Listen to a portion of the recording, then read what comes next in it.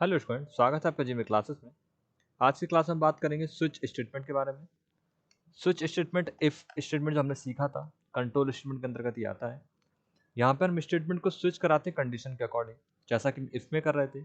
If में हमें ज़्यादा ऑप्शन मिल जाते हैं, बट स्विच में हम केवल ओनली केस में स्विच कर सकते हैं, यानी कि वैल्यू जो आएगी वेरिएबल्स की, जो वैल्यू होगी उसी के आधार पर हम स्विच कर पाएंगे। जबकि इफ स्टेटमेंट के अंदर हम कोई भी कंडीशन दे सकते हैं, बट इसमें केवल और केवल वैल्यू को कंपेयर ही किया जाता है। कैसे स्विच स्टेटमेंट को यूज करते चलिए जानते हैं। सबसे पहले हम सिंटैक्स समझ लेते हैं स्विच स्टेटमेंट का। सिंटैक्स जो है स्विच स्टेटमेंट का लिखने का तरीका जो है वो बात करते हैं। तो सिंटैक्स है स्विच स्विच। उसके बाद स्विच के अंदर जो भी कंडीशन आप देंगे, यानी कि एक्सप्रेशन हमसे बोल सकते हैं एक्सप्रेशन। एक्सप्रेशन के बाद यहाँ पे आप लगाएंगे, टर्मिनेट नहीं करना है, इसको याद रखें। इसके बाद स्विच की ब्रैकेट्स लगेंगे और स्विच के अंदर यहाँ लिखे होंगे केस, केस 1, फिर केस 2, और फिर इसके बाद आपका जो भी मैसेज होगा वो आप यहाँ पे लिखेंगे। इस तरह से आप जितने चाहो उतने केस लिख सकते हैं। और लास्ट में आप एक डिफ़ॉल्ट स्टेटमेंट यूज़ करते हैं। डिफ़ॉल्ट, अगर सारे केस फेल हो जाए तब क्या करना है वो आप इसमें लिखते हैं। तो इस तरह का कुछ स्विच स्टेटमेंट का सिंटैक्स होता है।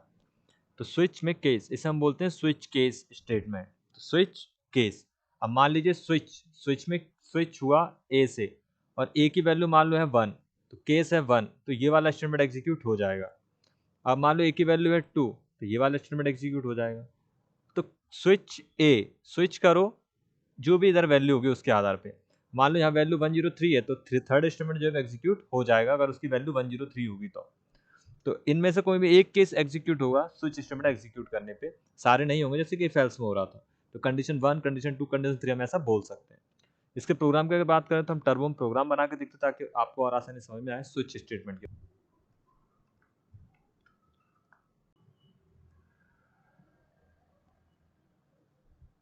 सबसे पहले हम जो लिखते हैं प्रोग्राम में वही टाइप कर लेंगे, इंक्लूड।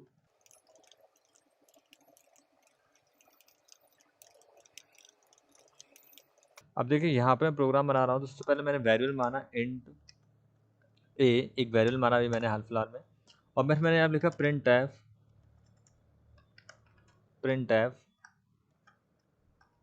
और यहाँ पे मैंने लिखा एंटर रोल नंबर। अभी हमने रोल नंबर वाले एग्जांपल ले लिया कल जो हमने लिया था, रोल नंबर, और यूज़र रोल नंबर एंटर करेगा, उसे हम स्टोर करवा लेंगे स्कैन एफ फंक्शन में %d।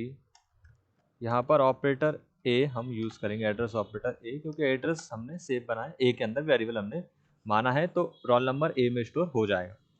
अब ए की वैल्यू के अकॉर्डिंग ये स्टेटमेंट स्विच करेगा। अगर मैंने लगाया होता इफ़ ए की वैल्यू अगर 101 है, तब इफ़ के अंदर जो भी स्टेटमेंट लिखते हुए एग्जीक्यूट होता। बट ऐसे इफ़ हमें बार बार लिखना होता है, उसके बदले में हम एक ही लाइन में सब यूज़ कर सकते हैं। इसका नाम है स्विच स्टेटमेंट। स्विच करो, किससे स्विच करना है, ए से। ओके, अब स्विच स्टेटमेंट में स्विच की बॉडी बनाएंगे और इसके अंदर पहला केस लिखेंगे केस 1। केस 1 मतलब ए की जो वैल्यू होने वाली है। अब मान लीजिए ए की वैल्यू 101 है, मतलब स्टूडेंट रोल नंबर 101 टाइप किया, तो अगर वैल्यू 101 होगी ए की, तो ये वाला स्टेटमेंट एग्जीक्यूट होगा जो मैं लिख रहा हूँ, प्रिंट एफ। और यहाँ पर मैंने लिख दिया नेम राज स्पेस /n, नेम राज /n, प्रिंट एफ नेम राज रिजल्ट पास। फिर एंटर दबाएंगे आप। फिर यहाँ पे लिखेंगे नेक्स्ट केस 102 कॉलन, फिर लिखेंगे प्रिंट एफ, फिर सेम नेम इक्वल। तो इस बार आपको ज़्यादा बार लाइंस नहीं लिखनी पड़ रही, इससे आपका टाइम बच रहा है। तो इस तरह से हम प्रोग्राम बनाने में बड़े आसान से बना सकते हैं। जबकि और प्रोग्राम्स में हमें इफ़ वाले स्टेटमेंट आपने कल देखा था, हमें बार बार इफ़, फिर ब्रैकेट, फिर स्टार्ट, फिर क्लोज, फिर ब्रैकेट, फिर इफ़। तो इस तरह से ना करने को एक ही बॉडी के अंदर हम केस बना बना के प्रोग्राम जितनी बार उतनी बार स्विच करवा सकते हैं। 103, फिर हम कॉलन लगा देंगे। ऐसा जितनी बार चाहे करवा सकते हैं। अभी मैंने 3 तक माना है प्रिंट एफ, आप 10 तक भी कर सकते हैं। स्टोर, अब जो भी नाम होगा वो लिख देंगे सुमित /n, न्यू लाइन के लिए रिजल्ट फेल, टर्मिनेट। ओके, अब लास्ट में हम यहाँ पे डिफ़ॉल्ट स्टेटमेंट का यूज़ करते हैं। आप चाहें तो ट्राई कर सकते हैं डिफ़ॉल्ट भी, बट जरूरी ना हो तो ना भी करें, कोई दिक्कत नहीं है। प्रिंट एफ, और यहाँ पे हम लिख सकते हैं रोल नंबर नॉट फॉर।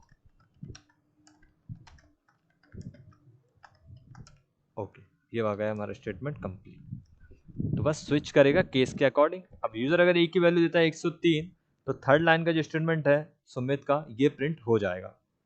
ए की वैल्यू 101, तो राज नाम का जो स्टेटमेंट है ये प्रिंट हो जाएगा। और अगर कोई भी गलत वैल्यू मतलब 101, 102, 103 के अलावा कुछ भी देंगे तो डिफॉल्ट का स्टेटमेंट एग्जीक्यूट होगा। ऐसा हमने इस प्रोग्राम को बनाया। इसको हम एरर चेक करते हैं, एरर क्या है इसमें। तो एरर कुछ भी नहीं है। एंटर रोल नंबर, यूजर ने अपना रोल नंबर एंटर किया, मान लीजिए 103। तो देखिए नेम सुमित, रिजल्ट फेल, वो तो ठीक है, लेकिन रोल नंबर नॉट फाउंड भी मैसेज प्रिंट हो गया। इसको भी हमें रोकना होगा, कैसे रोकेंगे चलिए जानते हैं अभी। एक बार हम पहले रन करते हैं 101। देखिए नेम राज, रिजल्ट पास, फिर नेम मोहन, रिजल्ट पास, नेम सुमित, रिजल्ट फेल, मतलब सभी का रिजल्ट प्रिंट हो गया इसमें तो, जबकि मैंने तो बस 101 को प्रिंट किया। तो यहाँ पे इस प्रॉब्लम को सॉल्व करने के लिए हम यहाँ पे यूज करते हैं ब्रेक कीवर्ड का। ब्रेक क्या करता है, स्टेटमेंट को ब्रेक कर देता है। तो 101 जब एग्जीक्यूट होगा तब ये ब्रेक हो जाएगा, उसके बाद सीधा इस बॉडी से बाहर हो जाएगा, ब्रैकेट से बाहर। जब केस 102 एग्जीक्यूट होगा तब ये ब्रेक स्टेटमेंट एग्जीक्यूट होगा। अब आप इस लाइन को समझें, अगर ए की वैल्यू मान लो 102 है, तो ये केस तो एग्जीक्यूट होगा ही नहीं, सीधा ये केस एग्जीक्यूट होगा। और जैसे ही एग्जीक्यूट होगा तो ब्रेक स्टेटमेंट एग्जीक्यूट होगा, क्योंकि इसके साथ ही लिखा हुआ है। और जैसे ही ब्रेक स्टेटमेंट एग्जीक्यूट होगा बॉडी से बाहर हो जाएगा। लेकिन अगर आपने यहाँ पे ब्रेक नहीं लिखा तो केस 102 एग्जीक्यूट होगा, उसके बाद केस 103 भी ऑटोमेटिक एग्जीक्यूट हो जाएगा। तो ऐसा ना हो इसके लिए हम यहाँ पे ब्रेक कीवर्ड का यूज करते हैं। और इस तरह से डिफॉल्ट का भी तभी स्टेटमेंट एग्जीक्यूट हो जब सारे रॉन्ग हो। तो आपको सारे केस के बाद ब्रेक स्टेटमेंट जोड़ देना, ब्रेक कीवर्ड जोड़ देना है। अब आप रन करेंगे तो बिल्कुल जैसा आउटपुट आप चाहते हैं वैसा आए। तो यहाँ मैंने लिखा 101, तो नेम राज, रिजल्ट पास, और भी कुछ लिखा नहीं हुआ। 102 नेम मोहन, रिजल्ट पास, और 103 ठीक है। 193 मैंने लिख दिया, जो कि रोल नंबर नॉट फाउंड, बिल्कुल सही है। और 103 अगर हम लिखेंगे तो सुमित, रिजल्ट फेल। तो ये स्विच स्टेटमेंट इस तरह से काम कर रहा है, आपको समझ आया होगा। अगर आपको समझने में दिक्कत है तो लाइन बाय लाइन भी कंपाइल करवा सकते हैं। लाइन बाय लाइन कंपाइल करने के लिए आप रन पर F7 प्रेस कर सकते हैं ट्रैश इनटू कमांड की मदद से। तो पहले कंट्रोल आएगा वॉइड मेन पे, वॉइड मेन के बाद फिर कंट्रोल जाएगा print F enter roll number पे। तो ये मैसेज डिस्प्ले होगा हमें, फिर जो यूजर वैल्यू देगा वो ए में स्टोर होगी। तो यूजर ने वैल्यू दी मान लो 103, एंटर। अब स्विच करेगा 103 पे, ए की वैल्यू क्योंकि 103 है। तो जैसे ही मैं F7 दबाऊँ या रन करूंगा इसको, तो कंट्रोल सीधा कहाँ जाएगा, 103 पे। आप देख पा रहे हैं क्योंकि ए की वैल्यू 103 थी, तो वो स्टेटमेंट उसने छोड़ दिए और डायरेक्ट उसने प्रिंट कर दिया सुमित, रिजल्ट फेल। इसके बाद वो सीधा कहाँ आ गया, ब्रेक स्टेटमेंट एग्जीक्यूट होने से गेट ch पे, और ये प्रोग्राम का एंड हो गया। आप देख पा रहे हैं रिजल्ट मेरे सामने है। तो इस तरह से आप स्विच केस स्टेटमेंट का यूज करेंगे। अब इसी में हम बनाएंगे एक सिंपल कैलकुलेटर का प्रोग्राम। सिंपल कैलकुलेटर बनाने की प्रैक्टिस आप खुद से करिएगा। अभी इस वीडियो को आप पॉज करके खुद से बनाने की कोशिश करिए, या इस वीडियो को छोड़ दीजिए यहीं पर। अगर आपसे बन जाता है तो ठीक है, वरना आप इस वीडियो को अभी कंटिन्यू कर सकते हैं वापस से। तो अब मैं यहाँ पे बता रहा हूँ कि आप कैलकुलेटर कैसे बना सकते हैं इसमें। सिंपल कैलकुलेटर यानी कि वो कैलकुलेटर जोड़ेगा भी, गुणा भी करेगा, भाग भी करेगा, सारे काम करेगा। तो चलिए देखते हैं। Print F enter roll number की जगह मैं यहाँ पे लिखूंगा print F enter operator. Operator क्यों लिख रहे हैं हम? ऑपरेटर कभी तो हम बताएंगे यूजर को कि उसे क्या करना है, प्लस करना है, गुणा, भाग, माइनस क्या। तो उसे जो भी करना है वो ऑपरेटर चूज करेगा। ऑपरेटर किसके बीच में होगा, जैसे कि मल्टीप्लाई, जैसे plus comma minus comma divide comma multiply, इनमें से कोई भी एक ऑपरेटर चूज करेगा। तो यूजर ऑपरेटर चूज करेगा। अब चूंकि ऑपरेटर जो होते हैं वो नंबर नहीं होते हैं, कैरेक्टर होते हैं। यहाँ पे इंट नहीं, हमें CHAR कैरेक्टर डेटा टाइप मानना पड़ेगा। तो कैरेक्टर मैंने ऑपरेटर के लिए O बना लिया। आप ABCD भी ले सकते हैं, O अच्छा है ऑपरेटर के लिए। तो कैरेक्टर O मैंने बना दिया। कैरेक्टर को %C रखता है, और एड्रेस ऑपरेटर O कर देंगे यहाँ पर भी, ओके। तो देखो यहाँ पे यूजर जो एंटर करेगा वो एक कैरेक्टर है। तो कैरेक्टर रखने के लिए कैरेक्टर डेटा टाइप बनाना पड़ेगा, जो कि हमने O को बना दिया। %C से हम कैरेक्टर को डिफाइन करते हैं, और ये O हमने रख दिया। ये बिल्कुल इंटीजर जैसे ही है। उसके बाद यूजर क्या एंटर करेगा, नंबर। तो print F enter first number, scan F %D address operator A। पहला नंबर हमने A में स्टोर कराया। फिर लिखेंगे प्रिंट एफ हम यूजर से 2 नंबर मांगेंगे सम करने के लिए या मल्टीप्लाई करने के लिए, डिवाइड करने के लिए, जो भी हमें करना है। Enter second number, scan F, %d, address operator B. Okay, ठीक है। इसके बाद ए बी को और डिफाइन कर देते हैं ऊपर, इंट ए कोमा बी, नहीं तो एरर आ जाएंगे। तो ए बी हमने मेमोरी में रिजर्व कर दिए, ऑपरेटर ओ भी रिजर्व कर दिया। यूजर ऑपरेटर एंटर करेगा वो ओ में जाएगा, यूजर पहला नंबर एंटर करेगा वो ए में जाएगा, यूजर दूसरा नंबर एंटर करेगा बी में जाएगा। यानी कुल मिला के यूजर 3 आर्गुमेंट देगा, 2 वैल्यू और एक ऑपरेटर। अब ऑपरेटर से स्विच करेगा तो यहाँ ओ बनाएंगे। अब अगर यूजर ने मान लो यहाँ पे केस दिया, केस प्लस, केस अगर प्लस दिया, और आप जब भी कैरेक्टर लिखते हैं तो हमेशा सिंगल इन्वर्टेड कोमा में लिखते हैं, आप डायरेक्ट ऐसे टाइप नहीं कर सकते। रीजन, ये कोई नंबर नहीं है या कोई वेरिएबल नहीं है, ये एक कैरेक्टर है, और कैरेक्टर को आप इस तरह से ही हमेशा प्रेजेंट करते हैं, सिंगल इन्वर्टेड कोमा में। हमेशा याद रखें, जब भी आप कोई अक्षर लिखेंगे तो सिंगल इन्वर्टेड कोमा में, और अक्षरों से मिलकर क्या बनती है, एक स्ट्रिंग, जैसे कि साइन, इनको आप रखेंगे डबल इन्वर्टेड कोमा इस तरीके से। तो डबल में स्ट्रिंग को रखा जाता है और सिंगल कैरेक्टर में आप, सिंगल इन्वर्टेड कोमा में आप कैरेक्टर्स को रखते हैं। तो यहाँ पे मैंने इसमें रखा, अगर मान लो यूजर ने चूज किया प्लस, तो सिंगल इन्वर्टेड कोमा, तो यहाँ पे प्रिंट एफ में अब हम लिख देंगे जो भी हम करवाना चाहते हैं। तो इसमें हम करवाना चाहते हैं, इसे मिटा देता हूँ, हम करवाना चाहते हैं सम, तो यहाँ लिख देंगे क्या, a प्लस बी। ओके, और इसको आप इन्वर्ट कोमा हटा दें क्योंकि ए भी यहाँ मेरे पास वेरिएबल है, और इन्वर्ट कोमा %d लगाएंगे, और address operator a plus B, इस तरह से करेंगे। यहाँ पे %d नहीं लिखना है, यहाँ पे आपको क्या करना है, ये %d ये इंडिकेट कर रहा है कि इस जगह प्रिंट हो, और क्या प्रिंट हो, a प्लस बी, यानी a की जो भी वैल्यू होगी वो b से प्लस होगी, और प्लस होके यहाँ पे स्टोर हो जाएगी, से डिस्प्ले हो जाएगी। इसके बाद स्टूडेंट ब्रेक होगा, फिर सेकंड स्टूडेंट मान लो यूजर ने प्लस नहीं दिया तो फिर वो इन्वर्टेड को माइनस दे सकता है, तो हम यहाँ इन्वर्ट को हम लिखेंगे minus. Print F, print F होने के बाद यहाँ पे हम टाइप करेंगे,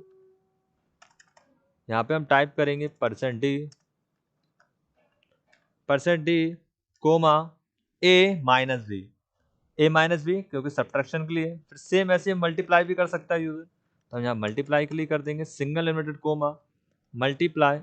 ओके, प्रिंट एफ, और यहाँ पे हम लिख देंगे %d, यहाँ पे आंसर डिस्प्ले होगा, और क्या आंसर डिस्प्ले होगा, a मल्टीप्लाई बी। और लास्ट हमारे पास बचता है c, तो हम इसको भी एंटर कर देंगे यहाँ पे। इसके लिए हम इसे हटाएंगे यहाँ पे और एंटर करेंगे। एक और केस हमें बनाना पड़ेगा, यहाँ पे केस नहीं है, ये डिफॉल्ट का केस था, डिफॉल्ट का तो हम यूज करेंगे ही। तो केस इन्वर्टेड कोमा, और यहाँ हम बना देंगे डिवाइड का। ओके, और इसको हम करेंगे बंद, फिर कॉलन, फिर प्रिंट एफ, फिर %d comma a divide b, और इसे कर देंगे बंद, एंटर हो गया। और यहाँ पे आपको यूज करना पड़ेगा ब्रेक कीवर्ड का, नहीं तो सारे स्टेटमेंट एग्जीक्यूट हो जाएंगे। लास्ट हमारे पास बता डिफॉल्ट, डिफॉल्ट में हम लिख देंगे प्लीज चूज ऑपरेटर या ट्राई अगेन। अगर यूजर गलत ऑपरेटर यूज करता है तो उसके सामने मैसेज आएगा ट्राई अगेन। तो देखिए ये हमने इस तरह से सिंपल कैलकुलेटर प्रोग्राम बना लिया है। आप इसको देख पाइए मैंने किस तरह से बनाया है सिंपल कैलकुलेटर। एंटर ऑपरेटर, फिर ए और बी दो वैल्यू जैसे मांगे जाएंगे, जो भी जरा ऑपरेटर चूज करे उस हिसाब से केस एग्जीक्यूट होगा। जैसे मल्टीप्लाई, तो फिर आंसर मल्टीप्लाई प्रिंट हो जाएगा। चलिए इसमें हम रन करते हैं, इसमें कोई एरर तो दिख नहीं रहा है, कंपाइल करने की कोशिश करते हैं। तो देखिए यहाँ पे 2 एरर आ रहा है, इन एरर को हम दूर करते हैं। तो एरर है प्रिंट एफ एंटर नंबर, देखिए मैं यहाँ पे इन्वर्टेड कोमा नहीं लगाया, नॉर्मल से एरर, इसे हम हटा देते हैं। ओके, आप देखते हैं कोई एरर नहीं है। ओके, तो चलिए अब इसको रन करते हैं, कंट्रोल F9, एंटर ऑपरेटर, ये पुराना आउटपुट भी आ रहा है, एंटर ऑपरेटर। तो मुझे करना है मान लीजिए मल्टीप्लाई या डिवाइड, जो भी करना, बस मैंने साइन लगाया डिवाइड का। अब मुझसे पूछा है कि पहला नंबर एंटर करो, तो मैंने एंटर किया मान लो 20, सेकंड नंबर एंटर किया मैंने 5, तो 5 को 20 डिवाइड करें तो आंसर क्या आएगा 4, तो बिल्कुल सही काम कर रहा है। Control F9, enter operator. अब यहाँ पे वैल्यू हमने मान ली 12, सॉरी ऑपरेटर मान लिया मैंने प्लस एडिशन के लिए। अब फर्स्ट 5, सेकंड वैल्यू 7, तो 7 और 5 12। तो देखिए मेरा कैलकुलेटर अच्छे से काम कर रहा है। इसको और अच्छा बनाने के लिए हम यहाँ पे चाहें तो आउटपुट में ऐसे लिख सकते हैं, जैसे सम ऑफ %d या ऐसा लिख सकते हैं, सम ऑफ की जगह मैं यहाँ पे ऐसे लिख देता हूँ और अच्छा बनाने के, सम इक्वल या sum percent D plus percent D plus percent D equal percent D, और यहाँ पे इन्वर्ट कोमा, और यहाँ पे लिख देंगे ए कोमा बी। तो देखिए पहले परसेंट डी में ए की वैल्यू, दूसरे परसेंट डी में बी की वैल्यू, और तीसरे परसेंट डी में ए प्लस बी। तो देखने में थोड़ा और अच्छा लगेगा प्रोग्राम। इस तरह से हम यहाँ पे मल्टीप्लाई के लिए लिख सकते हैं। जैसे सब्ट्रैक्शन के लिए तो मैं लिख दूंगा सब्ट्रैक्शन सब, और फिर यहाँ पे हम लिखेंगे परसेंट डी स्पेस माइनस फिर परसेंट डी, फिर इसके बाद हम यहाँ पे इक्वल परसेंट डी और फिर ए कोमा बी। ठीक है, ऐसे हम नीचे का कर लेंगे। अब इसको रन करके देखते हैं। तो यहाँ दिया हमने प्लस करना है तो प्लस 6 और 5, तो देखिए 6 + 5 = 11। तो उम्मीद है आपके प्रोग्राम समझ में आया होगा। कुछ दिक्कत लगे कमेंट से जरूर बताएं। Thanks for watching.